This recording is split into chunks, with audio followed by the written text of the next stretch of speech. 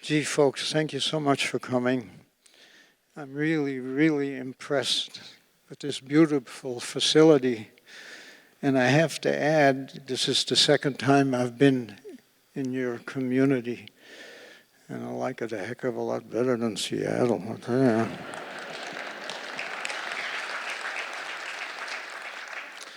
First thing I'd like to point out or make mention of is that what I'm going to be speaking about is not something I read or something that my parents told me. Sound okay back there? Okay. But I lived through it. And the only reason I bring that up is forgot what I had for dinner a couple of nights ago, but yet I remember an awful lot about what happened, 80 years ago? My God. I used to have hair then. Yeah. The PowerPoint that I'm going to show has a couple of things that I'm sure I'm not here to speak down to anybody, but I do speak to quite a few schools as low as the 8th grade. So there are some things, of course, that as adults, but something that I wanted to repeat for the youngsters that we have actually here, and thank you for coming.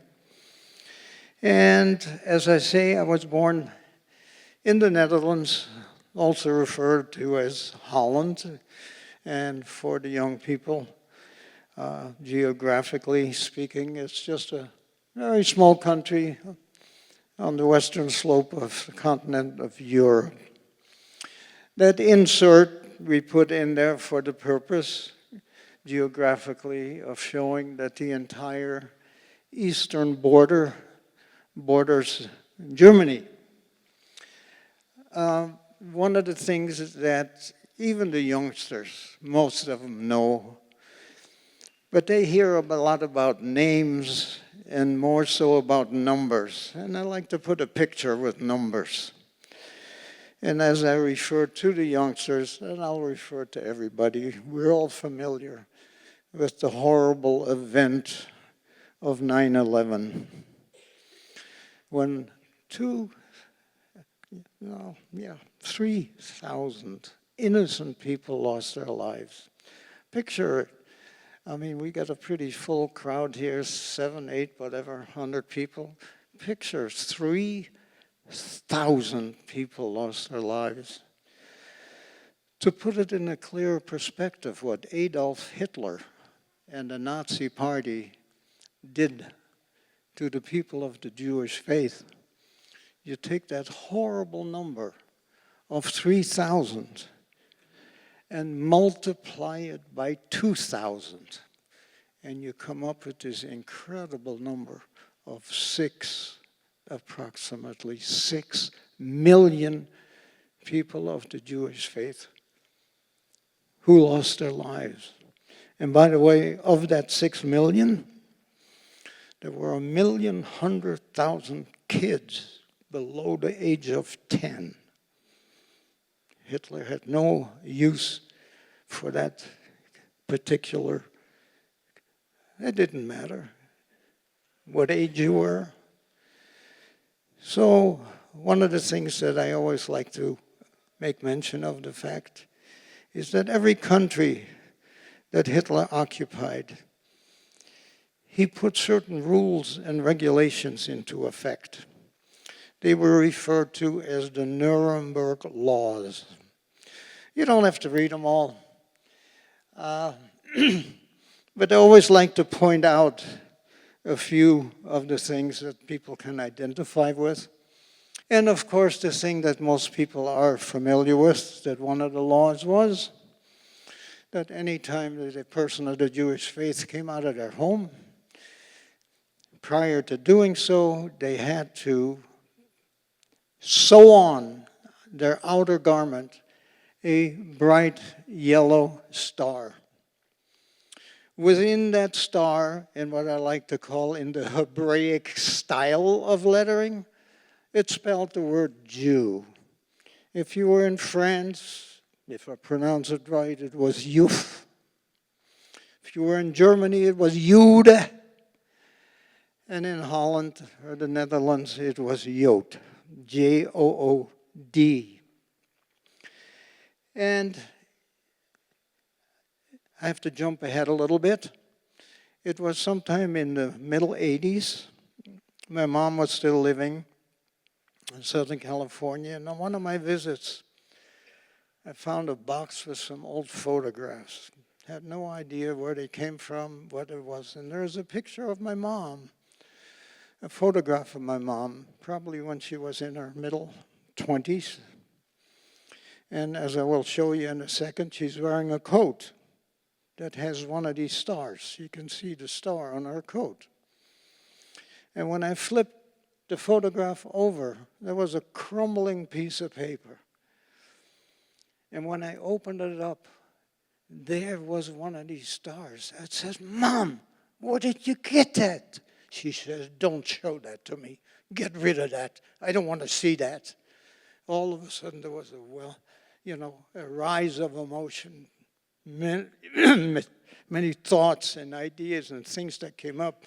And here her son is showing this thing.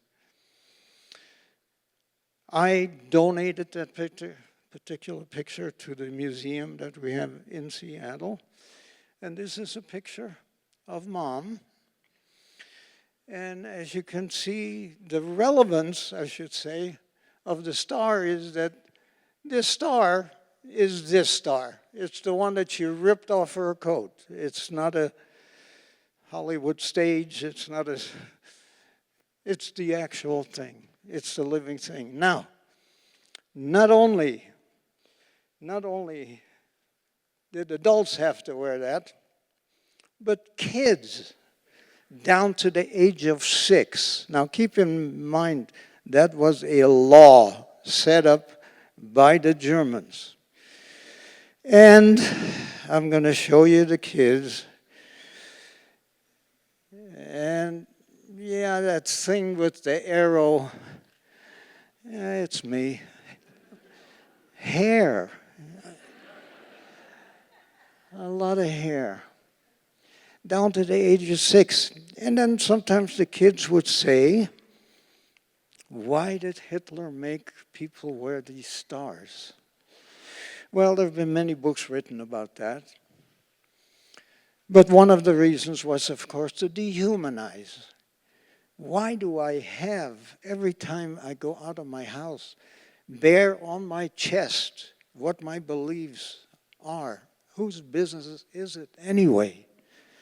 And then somebody asked me an interesting question. She says, "My neighbor has 2 young girls, and they go to a Catholic school. And they wear a uniform. Is that any different?" Oh, yes. That is by choice. That is by choice that they want a certain education for their kids. And it is by choice that the parents decide to have their kids go to a particular school. Relative to the star, this is a foreign country that comes across our border and says, "This is what you're going to do." Totally different. Then somebody asked a question, other than dehumanizing, what other reason for wearing the star? Well, one obvious one being, of course, identification. There goes one of them. And then somebody made a conclusion, which I thought was quite accurate. Well, if this was the case for identification, don't wear it. Don't wear it. Doesn't work. Doesn't work. And this is something that even a lot of adults may or may not be aware of. One of the things that happened then, and that is happening today, that hopefully none of you do, but life is being what it is.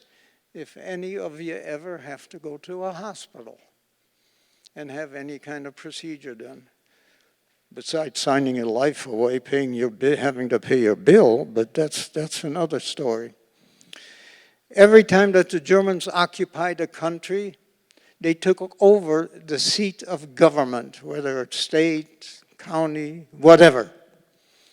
And they had access to the records within that municipality. If you go to the hospital today and filling out some questions on the form, there is one question that you have to check off or fill in that you did then. And the question is religious preference. You fill it out. Heaven forbid something happens to you. It's been like that always. So when they stopped you, they already knew if your name was on that list. It doesn't matter whether you wear it or not. They already knew who you were, this so-called who being a Jewish person. So one of the things that I remember very clearly, Mom and Dad and I, we lived in an old brownstone walk-up apartment in Amsterdam. And I remember looking out one day and seeing soldiers stopping people. I was 6.5 years old. I have no idea what that was all about, but they didn't break any laws. They were just stopped. Identification. And then many of them were led onto trucks and disappeared. Now, when I say disappeared, it got to the point somebody's mom, somebody's aunt, somebody's grandma, somebody's dad didn't come home that night. What happened to them? People did not know. As the records became clearer over a period of time, many of them were heard at the railroad stations. They didn't know why. They didn't know where they were going. We're going to relocate you. They had no idea.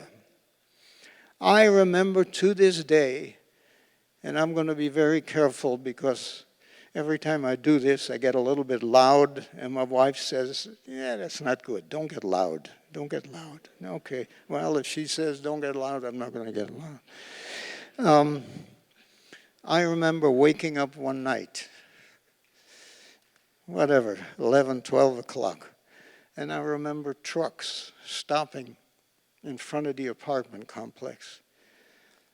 And I'll never forget, and the only reason that I get loud, because that's how I remember it. In the middle of the night, very quiet, these German soldiers were yelling at the top of their lungs, "Alle Juden, raus! All Jews, out!" Here I did it again. I'm getting too loud. I'm going to hear about this right away. But that's how I remember it, yelling, "All Jews, get out!" They hadn't come to our door yet, for whatever reason. But the next day, some of my friends weren't in class. It wasn't talked about. They got a cold, got the flu, went on vacation. But more and more people started to disappear. And there were several times, several means. Sometimes people got a notice on the door. Tomorrow morning at 9 o'clock, you report to such and such. And if you don't show up, somebody will be knocking on your door. They'll come get you. My mom sat me down one day and was very upset and told me that my aunt and uncle have been arrested. What does that mean? How do you explain that to a 6.5-year-old kid? It wasn't much after that. And she says, Oma and Opa, Grandma and Grandpa have been arrested. What do you mean? What does that mean, arrested? I'm not even 7 years old. I don't know what her answer was. Maybe something, well, has to do with those soldiers. I don't know. And then came the day, it was about a month later. She was very, very upset. She was crying, and she sat me down and she told me that Papi, Dad, has been arrested. My dad used to like to fish, and he had a little two-man rowboat. Amongst those Nuremberg laws was one of them that states that a Jewish person could not own a boat, if you want to call that a boat. My dad went fishing on one of the canals in Amsterdam, of which there are many. That was not allowed. He was arrested. This was in June of 1942. And that's the last that we ever saw or heard of him again. As I say, more and more people started to disappear. And as in any country, you got good people and you have not such good people. Well, there was a good percentage of people that said, we got to help these people. And they formed a very, very loosely underground, if you want to call it that, resistance force. And what I mean, it'd be one person in one block, two people in another block. And they secretly would do things. For example, the people had to have stamps to buy food, but of course the Jews weren't given any. So somehow, who knows where they got the food. They made some false identification so that when you get stopped, whatever name and how they came up with it, heaven knows.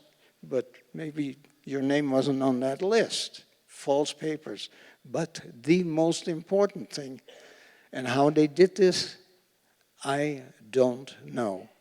And I want to emphasize when I say I don't know. There are a couple of times during my presentation that I can't give you an answer. I don't know. And this is not going to be Hollywood. I'm not going to make it up. Everything, as many times as I've told this story, even right now, I walk through it in my mind as I remember it. And this comes up several times. And so, one of the things they did, how they found the people, and how would they even approach, hey, would you hide a Jew?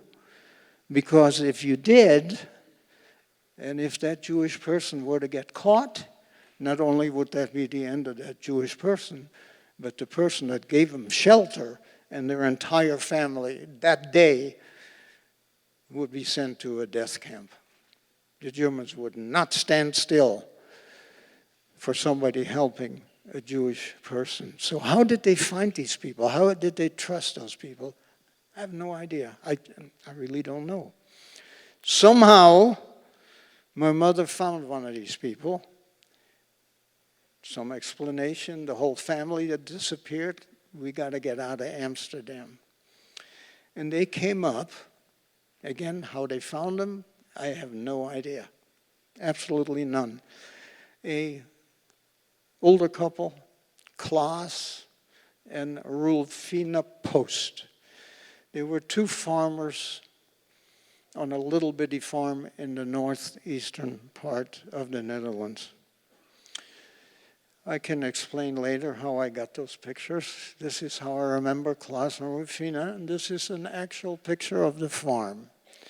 It was a little bitty farm.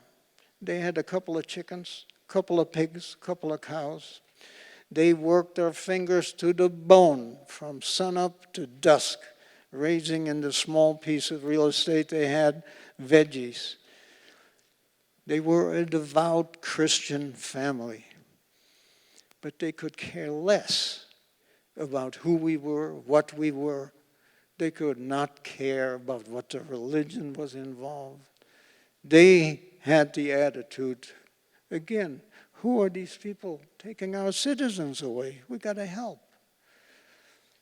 Which is not to say that there was another part of the population that was on the side of the Nazis. And it would have happened many times. Hey, there's a couple of them living over there. Yeah, that happened too.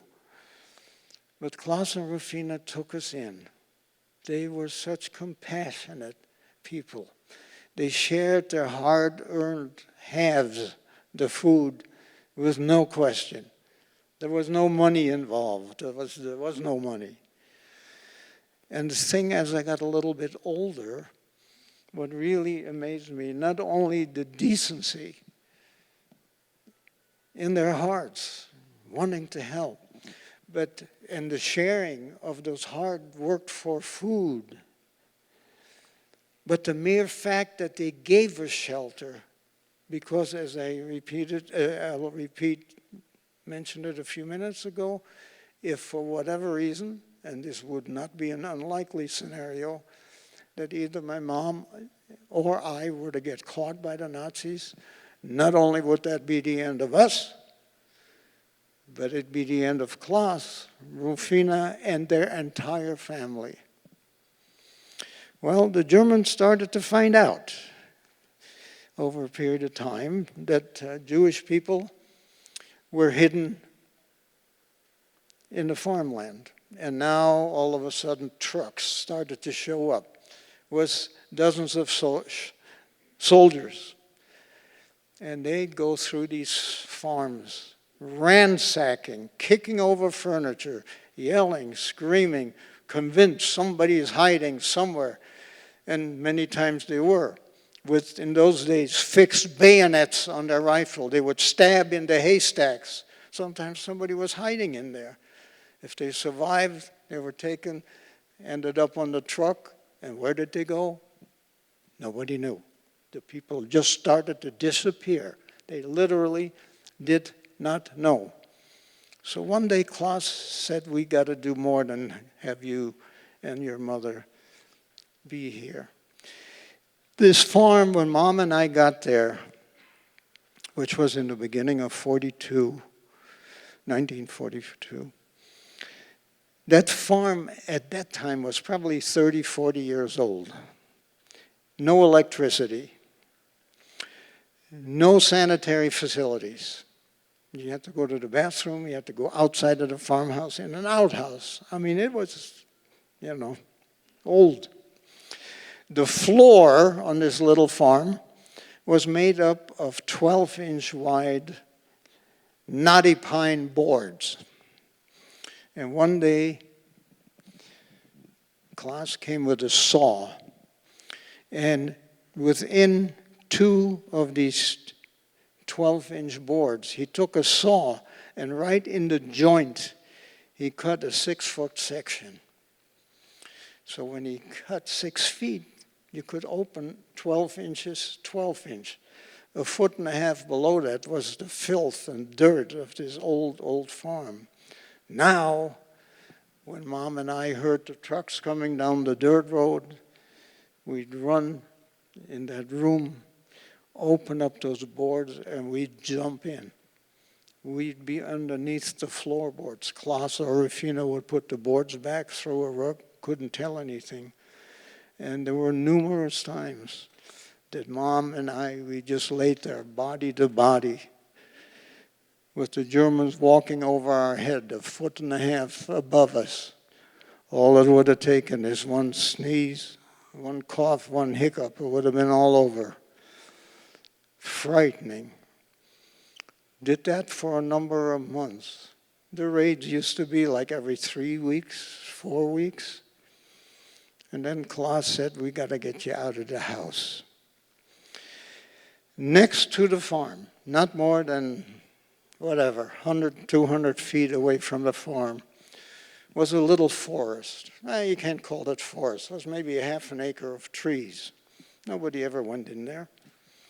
And one day, Klaas told me to get a wheelbarrow and a couple of shovels. And this was at dusk.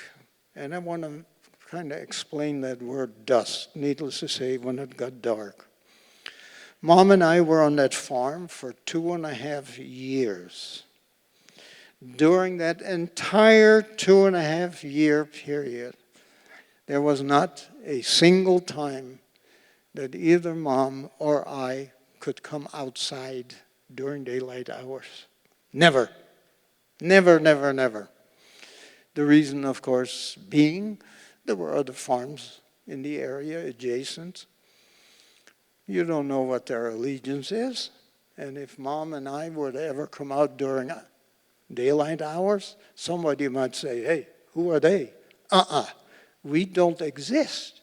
We don't have a body. We don't have a soul. We don't exist. We don't talk to anybody. We don't go outside, ever. And the only time we could come out at dusk when it got dark, Klaus had made some homemade toys in the back of the farm, away from the dirt road that I could play with. Mom could get a fresh air when it got dark. So this particular day took me a wheelbarrow, a couple of shovels, and we go into this little forest. We come to a rise and start digging. Took about a day and a half. And we ended up with a hole in the side of this hill, maybe 1.5 feet, 2 feet tall, maybe 3 feet wide, 6 feet deep. Klaus went out of the area and cut down some small trees, just let them fall randomly over the top, like the roof of this, call it a cave, if you will. Then he took the branches and interwove them to the entrance. In other words, to get in, you'd kind of separate and step in, and there was just enough room for Mom and I, body to body, to crawl into this hole. You could stand in front of it. You couldn't see anything. It just blended with nature. And now when we heard the trucks, the German trucks coming down the road, we'd run out of the back and crawl into this hole. Scared the you-know-what out of me. 2 reasons that I remember very clearly. One of them that scared me was every time that we crawled into this hole, dirt came trickling down. I mean, we squeezed in there. I was always afraid the whole thing was going to collapse on us. But the thing that I so much remember, maybe because it frightened me more than anything else, I had an awareness, I can't remember how or what, that we were hiding for particular reasons. Terrible things happened to Grandma and Grandpa. We cannot be seen, caught by these Germans. And the thing that scared me more than anything else, when they were ransacking the farm, I could hear them. It was only 150 feet away, but I couldn't see them because of the camouflage in front. And every time that happened, I could hear them kicking over furniture, convinced somebody's hiding somewhere, but I couldn't see them. And my fear was, is it this time they're going to come and get me? What did I do? I'm a 7-year-old kid. What happened to Dad? Why is Mom and I laying in this hole? Didn't understand this, but it frightened me with the possibility that we were hiding. I could hear them, but I couldn't see him. Well, the mere fact that I'm standing in front of you here, they never made it into that little forest, if you will. It was in the middle of 1943 that the Allies, being the Americans and the British, started to run bombing raids over to Germany to try and wipe out Hitler's war machine, the munition factories, the factories making any factories at all. And they used a particular aircraft, which some of you folks are familiar with, called a B-17 Flying Fortress. It was a 4-engine, and I have to explain that to some of the kids, a 4-engine propeller-driven, what? Propellers? I don't know. You mean a jet? No, didn't have jets. They were propeller-driven aircraft.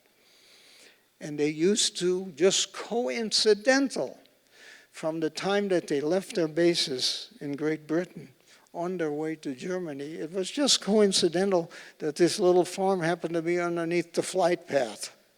Well, the reason that that was so important to me as a kid, they came over in formations of 800 to 1,000. 1,000 4-engine bombers, The noise was deafening, absolutely deafening. They had a crew, each one of them had a crew of 9. But when these guys got shot up, the room inside was so tight because they left room for ammunition, bombs mainly, that when they went down, there was a tremendous loss of life. By the end of the war, over 5,000 were lost in combat. And when they, like I say, when these guys bailed out, many of them did not get out. So to curtail the loss of life and material, some commander, whatever, in Great Britain decided to run those raids at night. Night runs, hoping to curtail the loss of equipment and life, human life. It was on one of the first runs at night that I remember so clearly. I could hear them coming. The windows started to rattle. The ground shook.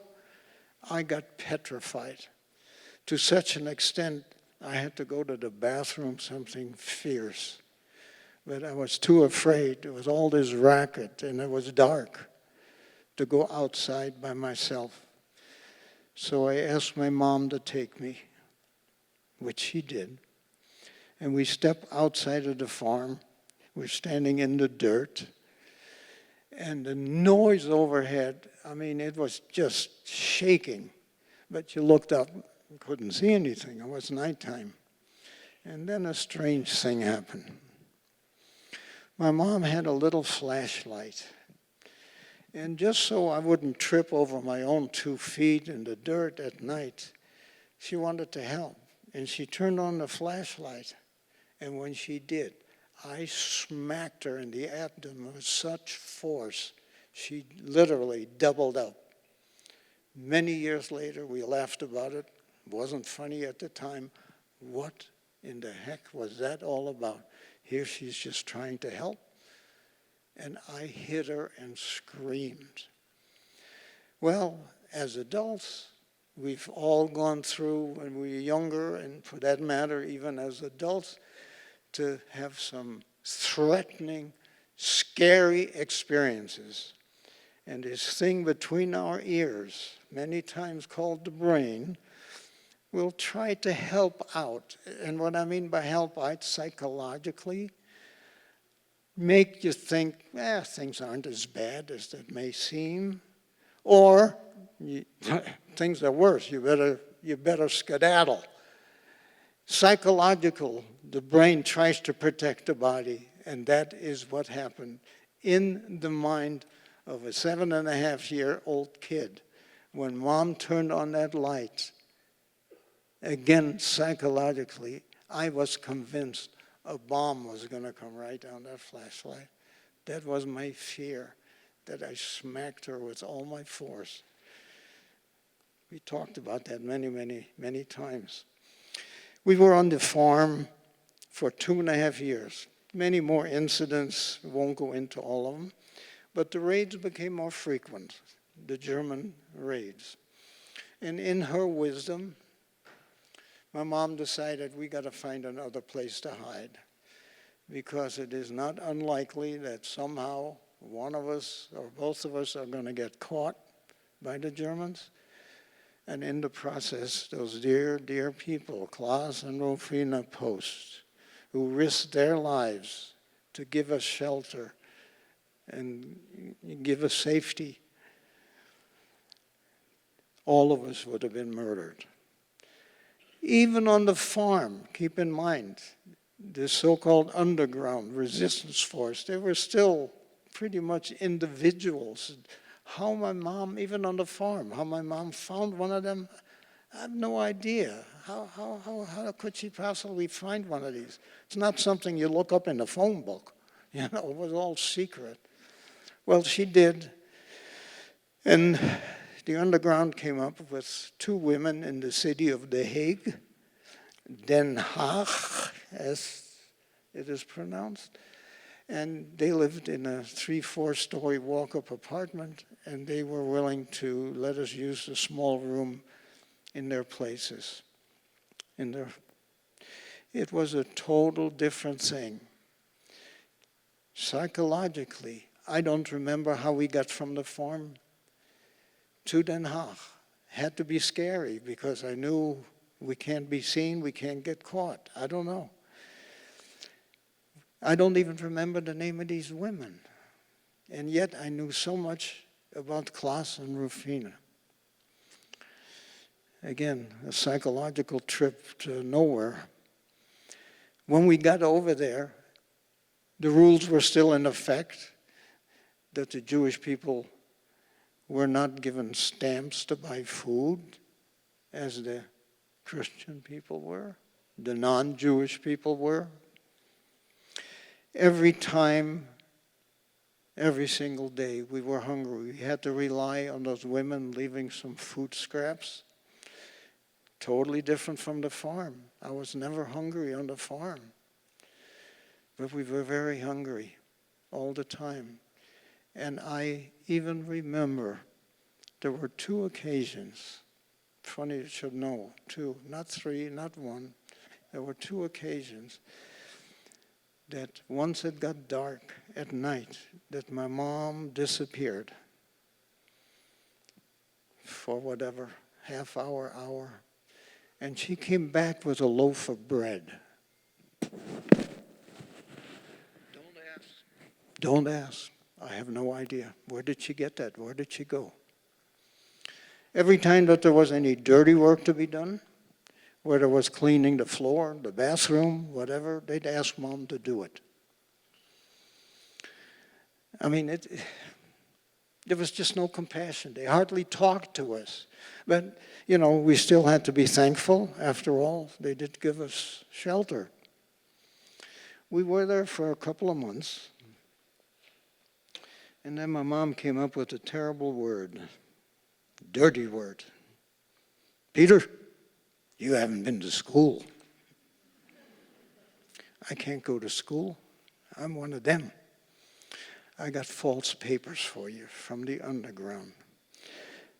And get used to something. You're not Peter Metzelaar anymore. You are now Peter Pelt.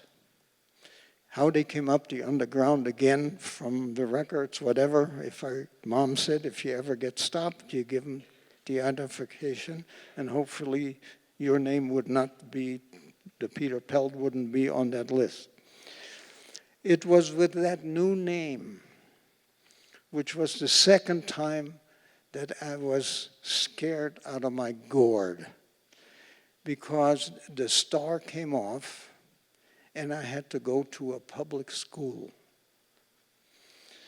And when I say I got scared, here for over 2.5 years, I was so accustomed of not having a soul, not having a body, not talking to anybody, being secretive about everything, whatever it is that I was, and now I'm just going to go to a regular public school. Psychologically, once again, every time I went to the school, I felt every one of the kids say, hey, there he goes, there's one of them. They didn't know me. I was just one of the guys. But in my mind, I was so afraid of being discovered. I have to qualify something in this little part of the story that I got to tell you.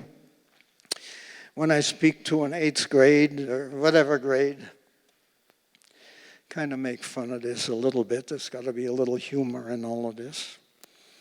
And I asked the kids, do you guys, for the most part, get your grades computer activated? You know, they get their grades online. The majority of the schools do. Well, of course, they didn't have computers in those days. And in the Netherlands, they had a booklet, a rapportboekje. A report book, a little booklet that the teacher filled in. I still have that one. It is fading, but it still has Peter Pelt here. And then I tell the kids something. I get a kick out of this. here were the different subjects. And I said, you'll notice something, that the grades are numerical. Not like what you guys get, your A, B's, and C's. Oh, I'm so sorry. I don't mean to imply anybody here gets C's, everybody gets A's and B's, right? I always get a big roar. Amongst those grades, there are a couple of 5s out of 10. Had something to do, I think it was an F minus. But it had to do with behavior, which was really crazy because I was always so afraid to be discovered. I didn't behave well, probably drew more attention to me than I intended. But, you know, that's how it was, two grades. Now I had to explain to the youngsters and even to some adults. I always ask the question, does anybody know the first country on the planet that developed a rocket for war purposes, a missile? Well, the answer happens to be Nazi Germany. Nazi Germany had a young man by the name of Werner von Braun. When he was 21 years old, he got his doctorate in physics. And he and a bunch of scientists developed this first rocket called the V2. It stood 39 feet tall, about 3 stories tall, and carried a 2,500-pound explosive. And they fired them almost at will on a daily basis from the western slopes of Europe, all the way from Scandinavia to the Netherlands, to Belgium, to Spain, to France, fired them over to England, where the bombers came from. Well, Hitler was in a big hurry to get these things operational, and some of them never got to the military bases. Some of them landed on the big cities, including London. And the history books will show that there's over 9,000 Brits that lost their lives because of these missiles, never, ever got to the military bases. Now what I'm leading up to, and this kind of galls me in a way, but this is how life is. At the end of the war, the United States, the Soviet Union, Great Britain, and France tried to apprehend as many of what I like to call the butchers of the Holocaust, at least those that hadn't escaped, many of them to South America, some of them to the United States and Canada, to put them on trial for crimes against humanity. But when it came to Herr Dr. Werner von Braun, who in 1937 joined the Nazi Party, and who in 1944 became a member of the SS, the worst of the worst.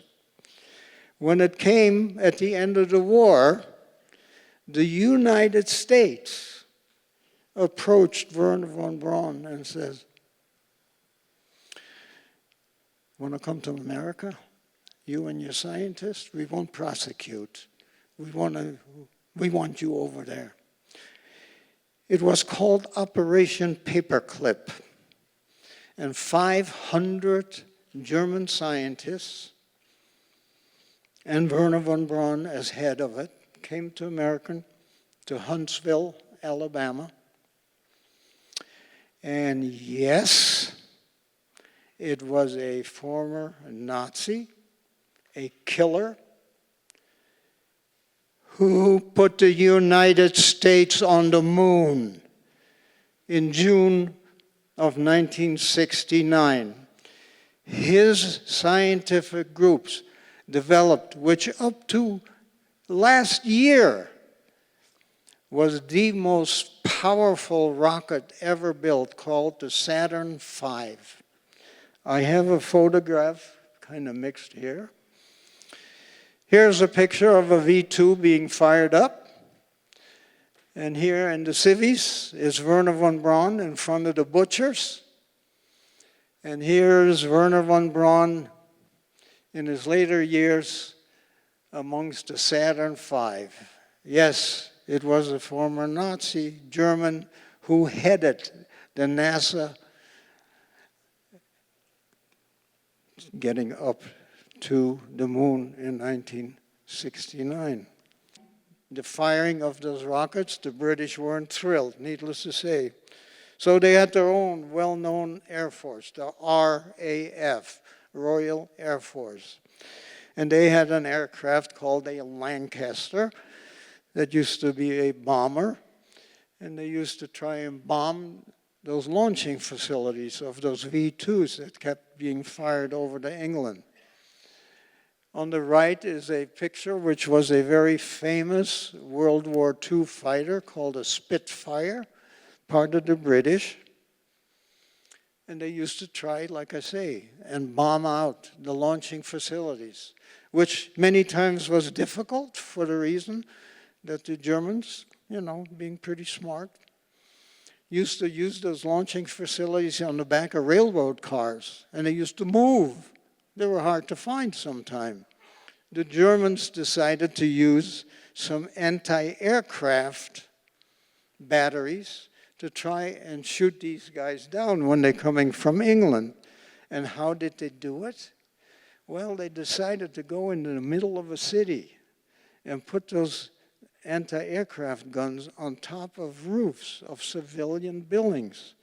Matter of fact, you can tell over here, you can see the city. I mean, they had these big, heavy-duty guns, figuring that the British weren't going to bomb the civilian area. Well, many of them got through. And it turned out that every time that the Spitfires and the bombers came over, the German Air Force, called the Luftwaffe, sent up their Messerschmitt fighters, and there used to be dogfights over the city, trying to shoot each other down. Well, today in so-called modern warfare, you don't hear all that much about dogfights. Today, you got a very sophisticated machine capable of 2,000 plus miles an hour with a highly trained pilot. All he does is hit a button and some missiles leave his wingtips. And 100 miles down the road, some people get their brains blown out, some for the good, some not. But the result of that was that you could find in the city exploded ammunition from anti-aircraft trying to shoot these fighters down. Those were steel exploded ammunition, whether it was from a bomb, whether it was from high caliber bullets. It's referred to as shrapnel. This is kind of what it looked like. Very nasty looking, heavy steel, jagged. Now, I have to call some young boys pretty stupid. I was one. In the United States, and most of you have heard, at a certain age, many of the kids participate in something called trading cards. National Hockey League, the NFL, the NBA. Hey, Charlie, I'll trade you ho, ho, ho for ha, ha, ha. Whatever. No such thing existed in Europe, probably still doesn't. But leave it up to some pretty stupid young kids. And that was, those raids used to come about once a week, and there'd be these dog fights, because they kept trying to destroy the launching facilities of those rockets. And the kids, you could find these things all over the place, on the street, came from the sky. And the kids used to collect them because they were all these different shapes. So next day in school, Hey, Charlie, look at this funny one. I'll trade you for the two that you... Are you kidding me?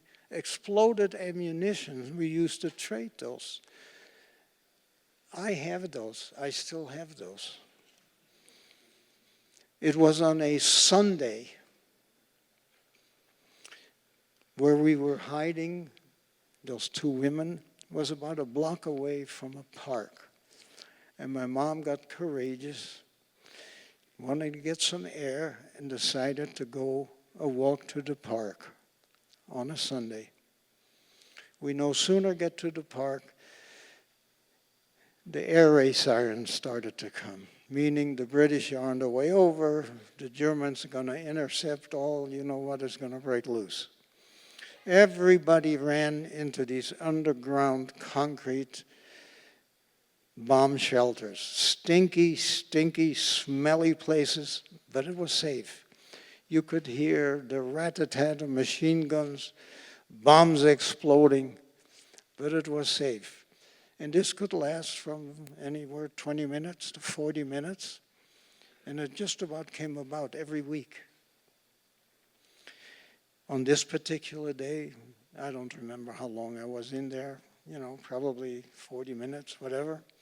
And the all clear sounded, and we come out. Now this is on Sunday, school the next day. So I'm holding my mom's hand, and we're walking in the middle of the street, and I'm looking for pieces of shrapnel to trade in school the next day. As we walk a little while, I look about 30 feet ahead, and there's a piece of shrapnel I had never seen before. It was humongous. It was like 2-3 times bigger than these 3 pieces put together. Chunk of steel, jagged, nasty looking. All I knew is I got to get this sucker, because if somebody wants to trade me for that, they'd have to give me everything they ever collected. Nobody had ever seen anything that big. I pull away from my mom, I run over to this thing, and I remember I was wearing red knobby gloves. All the stupid thing, red, had the little knobbies on my gloves. I don't know why I remember that. But I pull away from my mother, and I run over to this thing, because all I could think of, I'm going to be a big shot in school the next day. Nobody had ever seen anything that big. I pick it up, and it took 2 hands to pick it up. It was that heavy. And even though I was wearing gloves, I also remember that heat came through my gloves. I didn't care. I'm going to be a big shot in school the next day. I was so proud of this thing. I showed Mom, and I show her to her, and she doesn't say anything. She takes one look at it, takes both of her hands underneath mine, and makes me heave the thing away. It wasn't 10 seconds when, I'm sorry, I didn't mean to wake you up. There's an explosion on the street. There's a 10-inch crater. I have no idea what it was that I picked up, but whatever it was live. My only regret was I wasn't going to be a big shot in school the next. I would not be standing, not been standing here either. Hitler and his henchmen called a meeting in a city called Wannsee, W-A-N-S-E-E. It's a suburb south of Berlin, and he brought in several dozen of his butchers, generals, and politicians.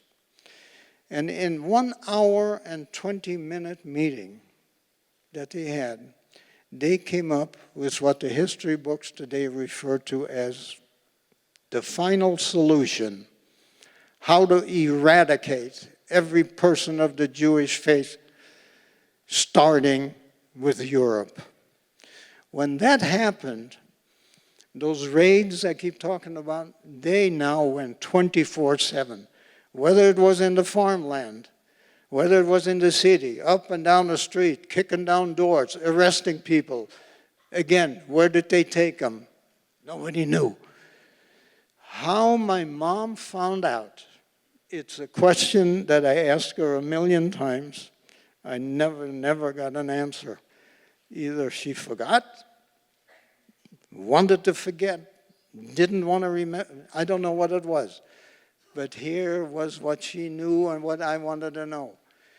Because of these women got so scared with these trucks coming up and down and arresting people, they were afraid that we would get caught.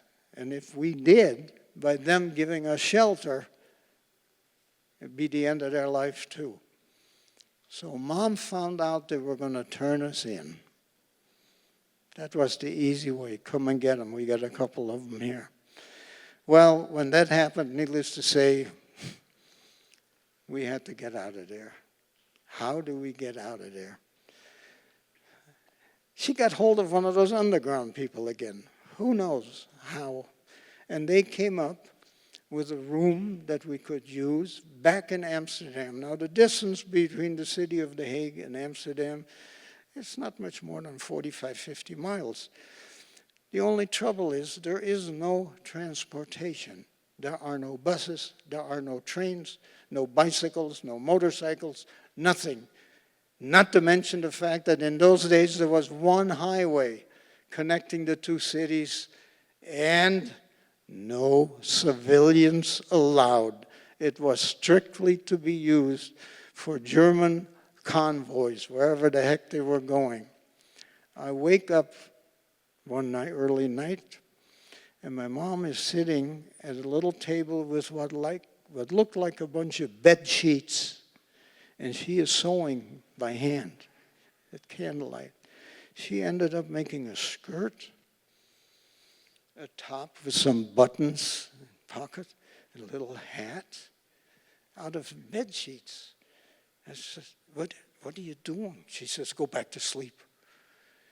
She ended up sewing a semblance of a nurse's uniform.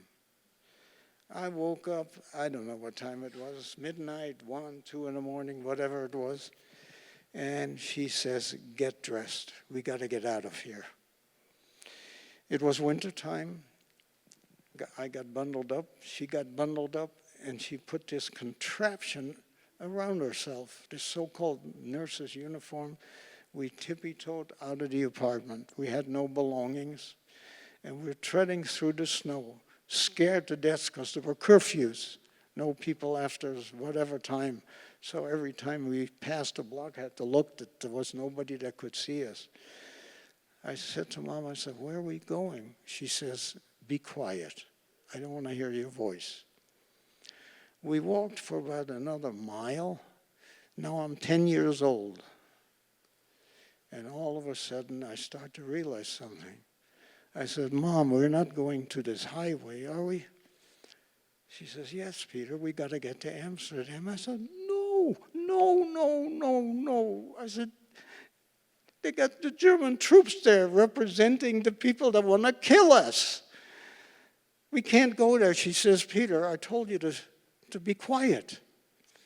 As daylight came about, we got closer to this highway, could see German soldiers marching, tanks, flatbed trucks with artillery on it.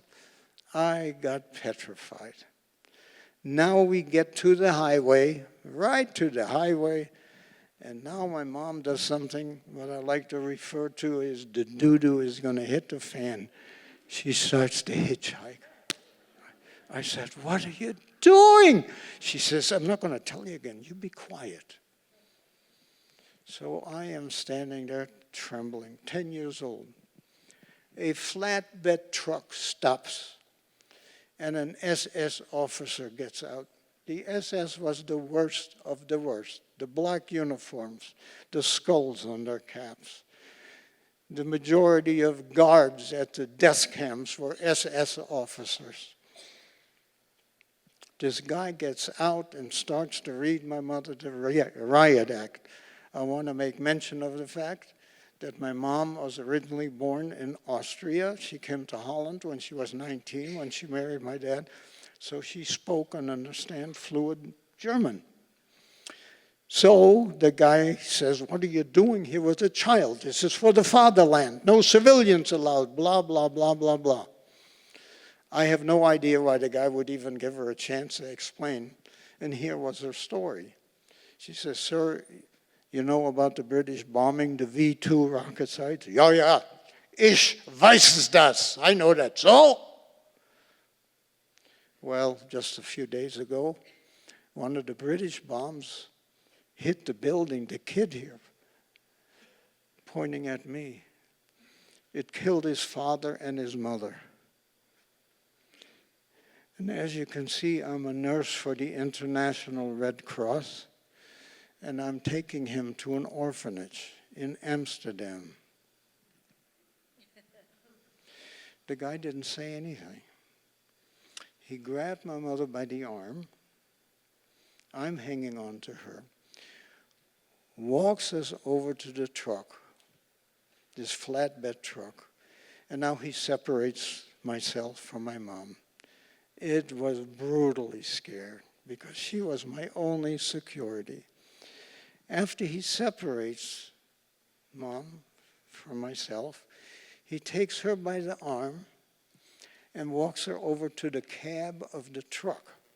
There is an SS soldier, a driver, and he helps my mom into the cab of the truck next to the German soldier driver. Now he comes back. I don't know what's going to happen to me now. I am shaking. Again, he doesn't say anything. He picks me up, puts me in the back of the flatbed truck in the snow. Doesn't say anything. I'm sitting in the snow. He goes to the cab of the truck and gets in. I'm sitting by myself in the snow. Mom is sitting between the two SS officers, and they took us to Amsterdam. She fooled them. She fooled them. You had a couple of Jews sitting in between. How did she ever come up with this convoluted plan? I mean, I have no idea. How did she ever come up with this? I mean, anyway, they took us where we wanted to go, to Amsterdam. It was in May of 1945 that the Canadians liberated the Netherlands. It was a joyous day. It was 5 years almost to the day that the Canadians ran the Nazis out of Holland. The war was over. Nobody in my family came back. We did not know what happened to any of them. It was 4 years later, in order to find a better life, that we came to America. My mom had a friend in New York who vouched for us. You know, the laws were all different in those days. And we came to the United States in New York, ended up after a number of months going to Southern California. I got to take this little side trip. It's funny, but it happened. Every time the Dutch, it's a screwy language. It's terrible. Yeah, a lot of but anyway, I was a Dutch boy. I wanted to practice, but my mom wanted such distance from her past, and I used to speak to her in Dutch, and then she answered me in English with this heavy Austrian Dutch accent speaking in English. And she applied for citizenship. Well, in those days, I don't know what it is now, you had to be in America for 5 years. And then it used to be, I think, a joke. One of the tests that they gave you that you had to pass, they would ask you the question, who is buried in Grant's tomb? Yeah. Well, if you flunked that, maybe you shouldn't become a citizen. Anyway, what happened after 5 years, she became a citizen. In those days, there was a rule, a law, that how do I explain that? if a kid was within a certain age when the parent became a citizen, the kid became a citizen.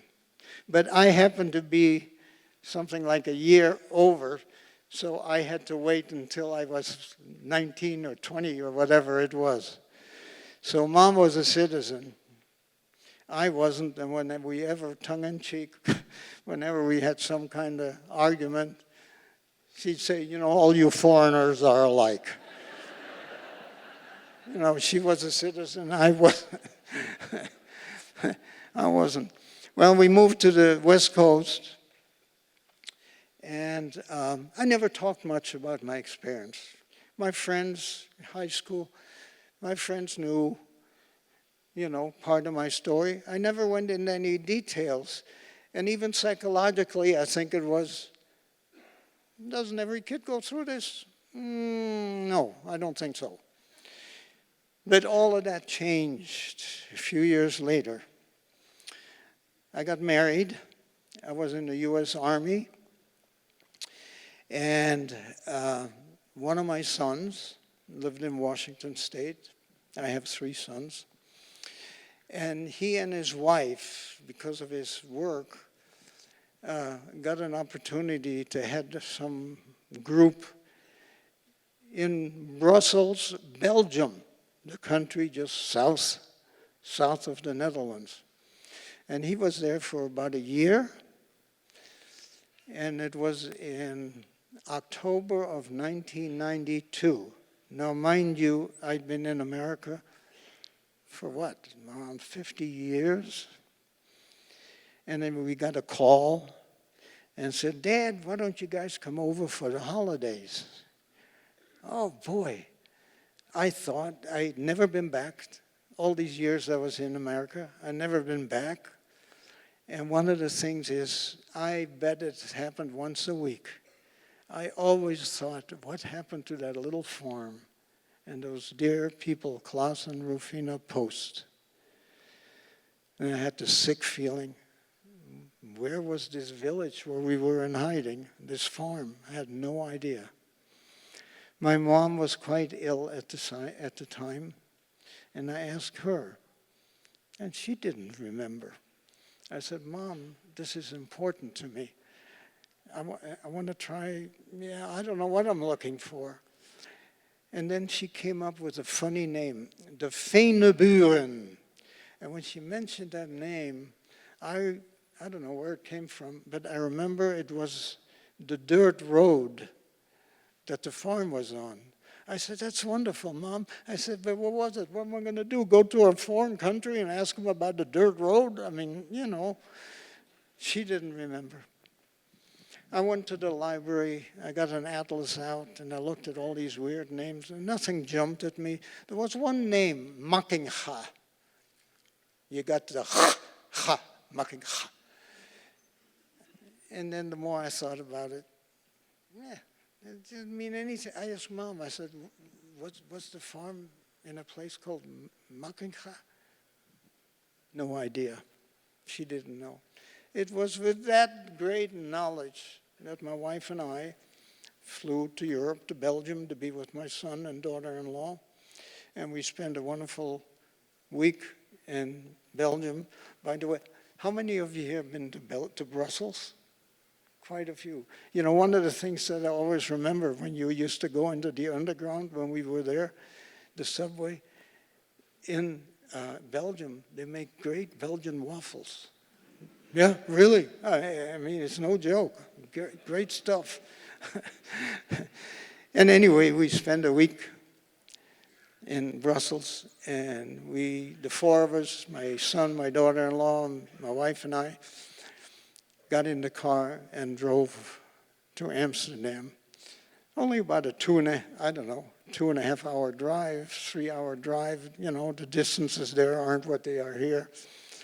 And when we got to Amsterdam, I got the biggest kick out of it because I was still able to read advertising. Not that I knew what it meant, but I was able to read the advertising signs.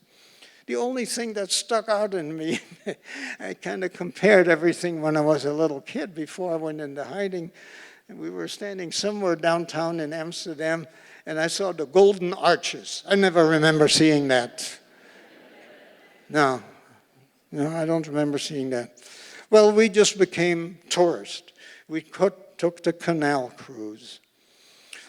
We went to the Van Gogh and the Rijksmuseum, world-famous museum. And we also visited the Anne Frank house. I always make a point of mentioning that because the majority of kids, by the time they get to the 8th, 9th grade, have read the diary of Anne Frank. And it was produced in 75 languages. And for those of you, I imagine most of you familiar, you know, they hid 7 of them, the Frank family and friends, in an attic in back of an office for 2 years, not able to go outside. And they got betrayed. Somebody turned them in. They all ended up going to death camps. Anne herself and her daughter and her sister Margot ended up in a camp called Bergen-Belsen. Anne died 2 weeks before liberation. And here's the interesting part. To this day, it is never absolutely sure who betrayed them. How did they get turned in? How did they get discovered? But it was something like 6, 7 years ago. I read an interesting, I think they might have had it on CBS, the story. There was a retired American FBI agent who took it upon himself to go into all kinds of research, papers, addresses, on and on. One of the things that the Germans did, and this is how he came up with the conclusion, that he felt it is probably not 100%, but it's probably 97.5% sure what happened. And that was this. The Germans, in order to control the Jewish population in Amsterdam, recruited something like 12 Jewish people to use control, to distribute what little food there were. And they got rewarded for that by being offered better food, to kind of control the Jewish population. As the war got progressed, they couldn't get more information. So all of a sudden, this so-called board of Jewish people, slowly they started to disappear because the Germans didn't have any more use for them. And it is this FBI's agent that concluded that they ended up probably with one individual, and they were convinced there were still being hidden people, hidden Jews. And it is this FBI agent's idea that he thinks what happened, that they talked to this guy. Either you find out who these people are hiding, or you're into a death camp. And they think that it was a Jewish person that turned them in order to save their life. It's not sure, but they never did know 100% sure. Anyway, little side story. We spent the day several days in Amsterdam, and then we drove to this Mackinga, was another 2-hour drive north. And we're on the freeway, and there's this little sign, Mackinga. It really didn't mean a thing to me. And we pull off, and we get into this rather quaint-looking village. And about 2 blocks up the road is a little bank called Robo Bank. Remember the name. Now, this is in October of 1992. My son was driving, and I says, pull up at the bank. I said, the majority of Dutch people speak better English than I do, until you get out into the toolies, and it might be a little different. But I said, I'm going to make a fool of myself. We're going to go into that bank. I'm going to ask for that dirt road. We go inside, again, myself, my daughter-in-law, my son, and I. And the lady says, can I help you? I says, yes. I said, we're from the United States. And I said, I got a question for you. It is embarrassing. I said, have you ever heard of a dirt road called the Fijneburen? And I'm ready to tuck my tail between my legs. I really felt embarrassed. I'm in a foreign country asking them about a dirt road. She says, sir, would you repeat that name? I said, well, I don't know if I pronounce it so correct. Fijneburen. And she gets a smile. She says, that's 5 minutes from here. Are you kidding me? I mean, that was so emotional. I mean, the four of us were hugging, we were crying, not even knowing where in the heck we were, but having found it. In my case, stepping back into my history of almost 60 years ago, we were making such a racket, the manager came out, I don't know, he probably thought it was a holdup or something, and he invited us into his office. And I told him why we were here and so forth. I said to him, by chance, I said, have you ever heard of the Klaas and Rofina Post family? And he said, of course I have. I said, how did you know them? He says, well, my predecessor, who was a manager here, introduced me to them. They used to bank here. Oh my gosh. I said to him, what happened to them? Which was kind of a stupid question because they would have been, I don't know, 136 years old or something. But he said they passed away about 20 years before. And, I have told this story since 1999. And, when I get to that, it still gets me. Why didn't I go back before? Give him a hug. Thank you for saving my life. But, one of the things I learned from that, don't have regrets. I can't bring them back. I can't thank them. And then the manager says, that farm is still there. It's not very far from here, 5 minutes. He says, I don't personally know the people, but I'm sure they'll let you look around. And I mean, we walked out of that office in a daze. We get in the car, we get on the dirt road. My son was driving, and all of a sudden, a bunch of farms showed up, and I said, this is it. I recognized it. New paint, it gotten bigger, new barns, new foliage. After all, only 60 years went by. I went out of the car and I knocked on the door. I wanted to go inside and see in that room if those boards were still there. After 60 years that Mom and I hid underneath the floorboards, but nobody was home. I went to the back of the farm where I used to be able to come out at dusk and play with some homemade toys.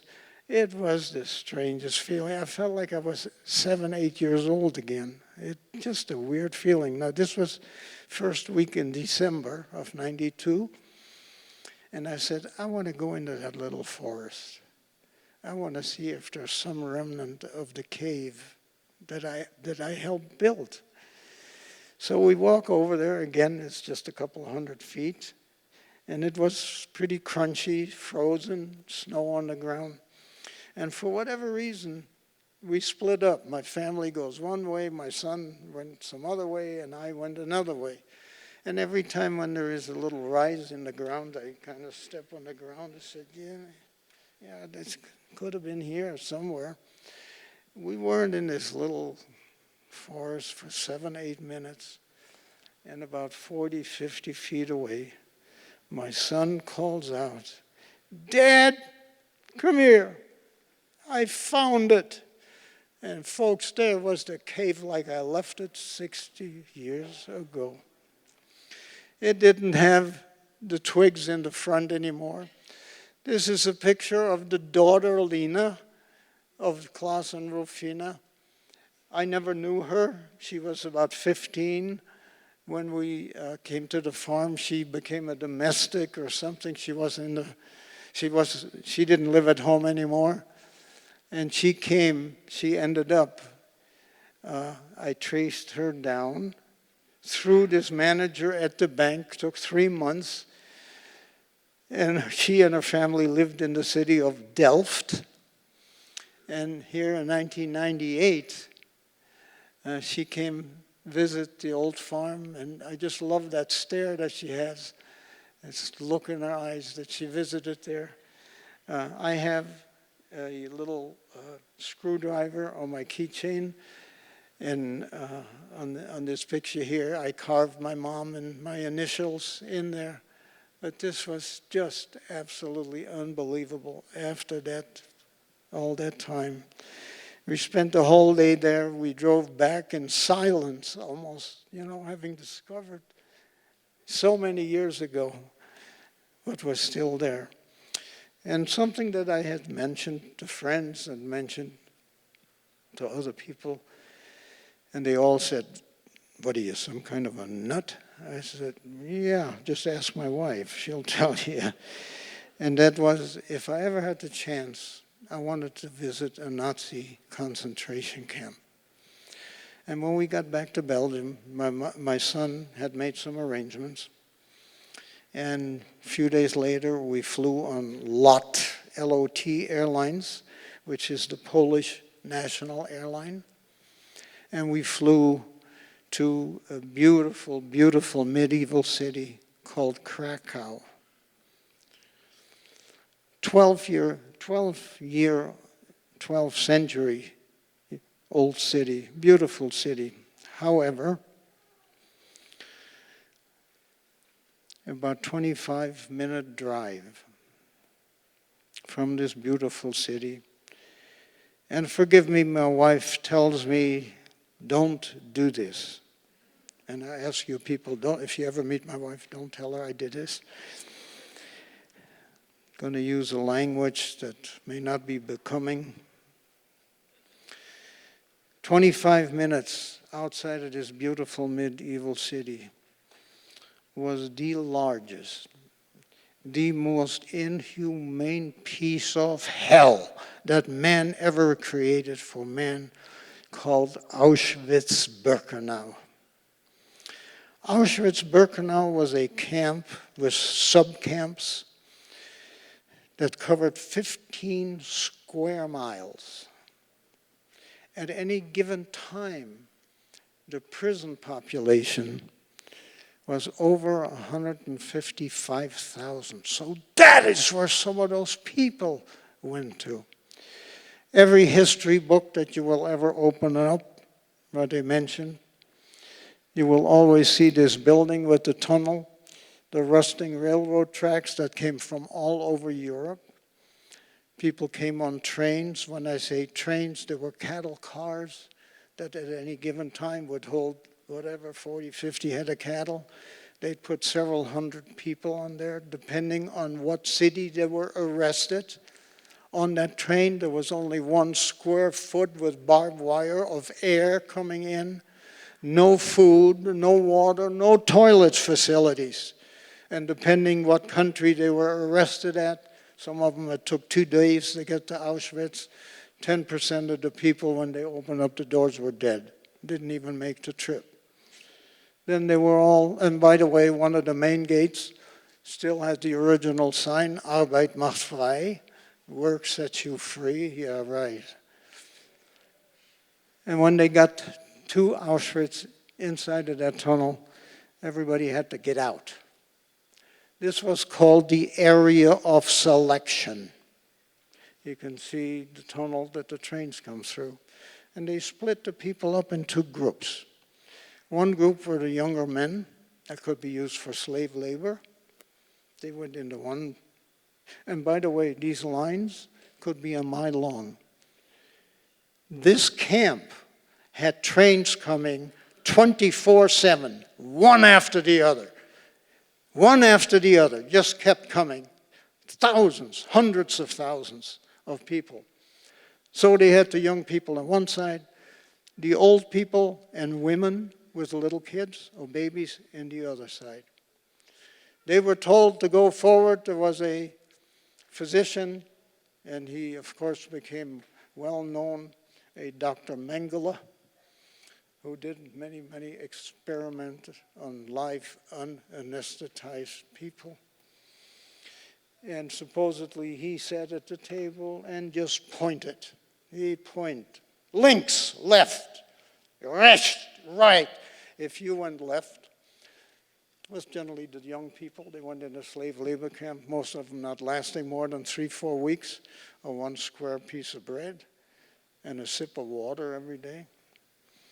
For whatever reason, the old people and the young people with the kids were told another story. Who knows why? You've been on a train for several days, you got lice on you, you're filthy, I'm going to have to take a shower.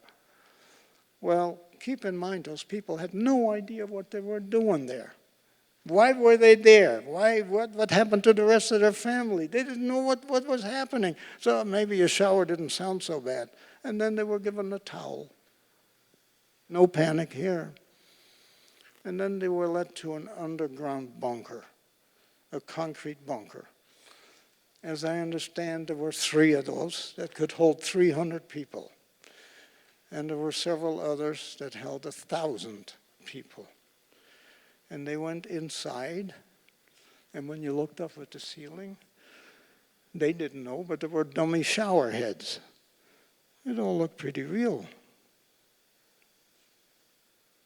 No panic. Then they were giving the instructions. Every man, woman, and child, strip, remove your clothes. Hang it up on the hooks and remember the number so that after you take your shower, you pick up your own clothes. Once they were given those instructions, the metal door shut. Some panels opened up in the ceiling, and there were some soldiers on the roof with 2-pound canisters of a material called Zyklon B. They were cyanide pills. They just dropped randomly. Folks, all hell broke loose. People screaming, people coughing, people choking. And between 1.5 and 3 minutes, depending which of the bunkers they were led into, either 300 or 1,000 Jews lay dead. Those were the gas chambers.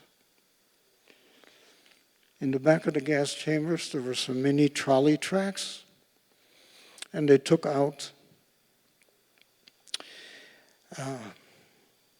I'm sorry, I should watch my language. We got some younger people here. But some of the younger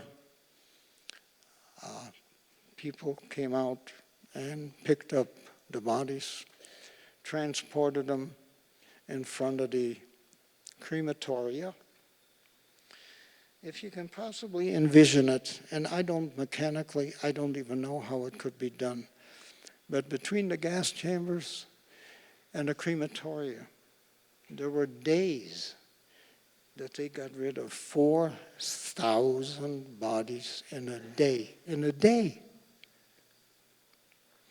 I took some photographs when I was there. It still shows the old gun towers. There's one of the crematoriums in the background. The entire camp was surrounded with high-tension electrical wires. There were numerous people. There was just no humanity left. There were many of them that just walked into these wires and finished it all off. I took another couple of pictures of the crematorium. Those chimneys, I mean, that just happens to be one of them. They had 6 of them. Those chimneys never stopped smoking, and I won't go into any details relative why. Use your imagination. We got some youngsters here. It was I won't even go into it because it's hard to believe what in fact took place. I took another photograph. I saw these black things, these lamps, these lights, usually indicating the end of the line of a railroad. I can see the old gun tower still there. It was pretty frosty. And I called it the end of the line, not even realized until I did it. In that one camp alone, in this one camp alone, they murdered 1,100,000 people. And they had 5 camps. They had thousands of camps, but only 5 of them that were built for one purpose only, and that was to kill. That's the only reason they were built. And Auschwitz happened to be the largest of those.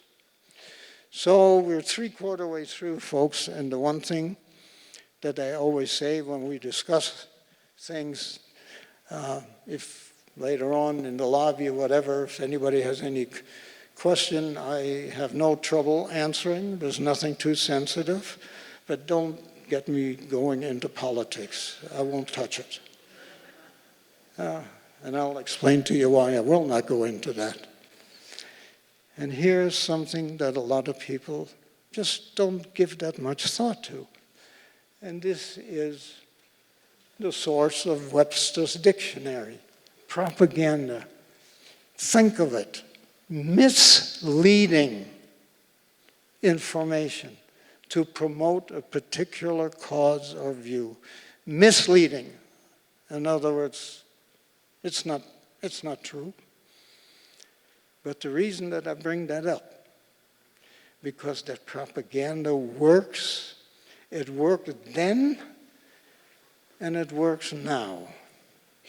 And I'm going to show you a saying, and I can just about tell what some people are thinking what I'm talking about, but that happens to be not so.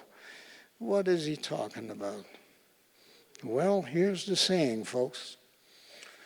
If you tell a lie big enough and keep repeating it, people will eventually come to believe it. The person that said that was Joseph Goebbels, Hitler's propaganda minister. Here is an advanced society, Germans, that within their government, even this horrible, horrible Hitler-driven Nazi government, who hires a full-time minister for one purpose: lie, make up stories. He is the one that made that statement. Now, here we get on the very sensitive subject sometime. There are people today that said, you know, the Jews really overdid it a little bit. 6 million? Maybe they meant 600. Or it never happened. Well, the thing is, it happened. And if you take into your history books this horrible event called the Holocaust, it is one of the most, I'm going to stop. It is one of the most recorded and documented events in history. Those people that say that it didn't happen, that is an opinion. Well, we got a right to our opinion, but don't make it a fact. You got to back it up. I found one little thing as a factual thing what happened to my family. And that is when I visited Auschwitz. It's a huge museum today. And I found a transport list showing the murder of my father, grandparents, and uncle in Auschwitz. This is an actual transportation from the Netherlands. And here it has Rachel Metzelaar was my grandma. Auschwitz, this was the date, 10/26/42 that they died.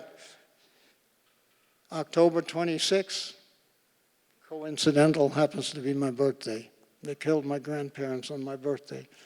Simon, my dad, August, Auschwitz. Sander, my grandfather, Auschwitz. my Uncle Leo. It is proof. It's not an opinion. And somebody brought up the idea, for example, with the military. What record do they have? And I remember telling a story at a retirement facility. And the person, I don't know what they were going for, but they were trying to make me say a certain thing, except I happened to have a retort for that. And that was, and I asked him, I says, have any of you ever heard of a guy by the name of Dwight David Eisenhower? Eisenhower in those days was a 5-star general. They don't make those anymore. The last 5-star general was Omar Bradley, the Bradley tank. That was in 1950. They don't go and rank above 4 stars now. But it was Eisenhower who led the world's largest expeditionary force, thousands of troops, thousands of ships that finally brought Hitler's reign to an end in Europe. Not only was he in charge of that, but in 1952, he became the 34th President of the United States. During the war, and picture this, a high-ranking, they didn't come any higher, head of the military. He went with some of the troops that liberated some of the camps, and he brought reporters in. And anybody here, you can get online, Google or whatever, and find this picture. This is not propaganda, folks. This is the real thing. Some of you no doubt will recognize Eisenhower, but here is the amazing part. At the end of World War II, General Eisenhower made a decision to personally visit as many concentration camps as he could. His reasons. He wanted to document the camps in their appalling condition. The thing that surprised me more than anything else, because now we're talking about this happened 80 years ago. Anticipating a time when Nazi atrocities might be denied, General Eisenhower ordered the filming and photographing of the camps they liberated. 80,000 feet of film in those days. So this military group I was talking to, I said, why don't you argue with a 5-star general? I said, he had the proof. He had the actual proof. So we're about to finish something up. I'm going to show you a picture now. I got to hear an awe. Are you ready for this? You too. I'm going to show you a picture now.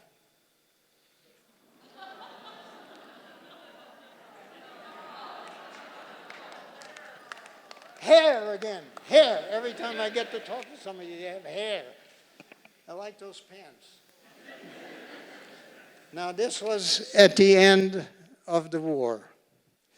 This was just before we came to America. I guess I was, 13 and a half. The reason that I bring this up, folks, this is, I don't even know I wasn't even prepared. This was the first number of years in my life. There have been many years since that time, but as I say, there have been a number of events in my life that just keep happening. And here is one of them that is the most recent. And to show you how ill-prepared I was, because it happened just 3 months ago. This morning at the hotel, I scribbled what I was going to say. I'm going to read it, because I don't remember. I'm going to read it, what happened. I wanted to incorporate it in my story, the first portion of my life, and then this happened. And here, I'm going to say it slowly because you got to picture this. I have to add something remarkable. A little over a year ago, someone at the office of the Holocaust Center in Seattle told me that they received a phone call from the Netherlands, 8,000 miles away. The individual found me, my name, online and wanted to speak to me. 80 years later, somebody wants to talk to me. I don't have any relatives. I don't have anybody in Holland.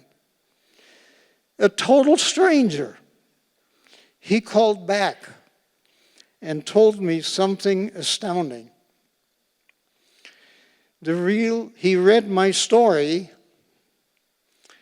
and did research and find out that his grandparents owned the property and the ranch next to the post that hid me. Can you imagine this all these years later? This stranger stated that when he was very small, he had met the post.